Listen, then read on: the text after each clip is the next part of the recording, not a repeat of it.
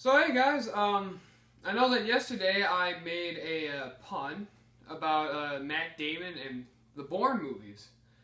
Well, with the first three, I really like them. The fourth one is okay.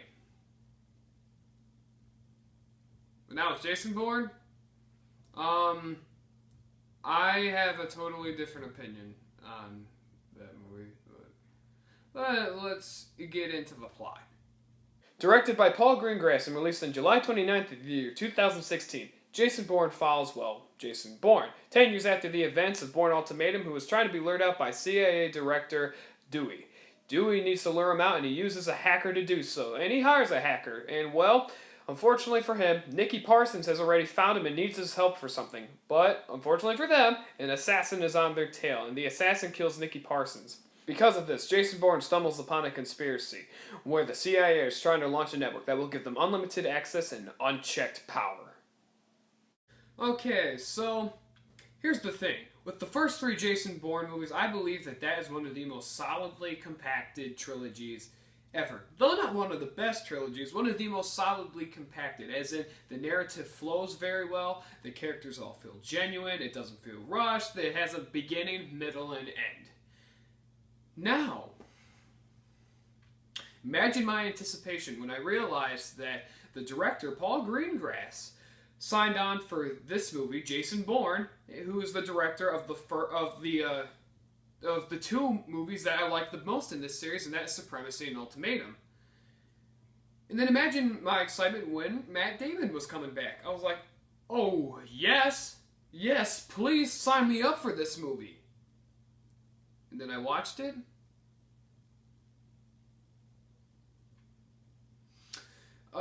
This was a pretty big disappointment for me. So, before we get into the negatives, let's start off with the positives. And the positives are, well, the first act in this movie is really good.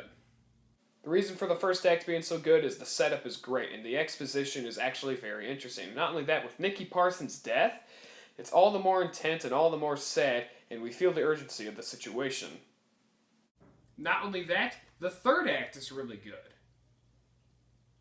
With a fun and intense car chase and a duel between our main character and the assassin of the movie, the third act is incredibly action-packed and incredibly entertaining to watch.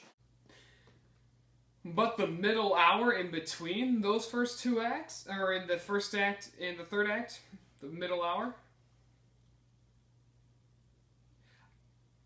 I hate the middle hour of this movie. I hate the second act almost entirely.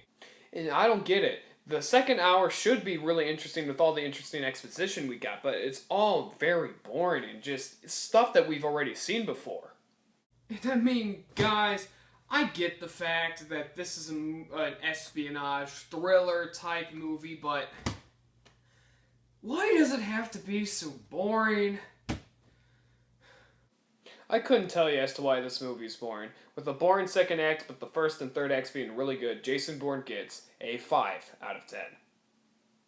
So, well, there we have it. I mean, I guess overall it's okay, per se, but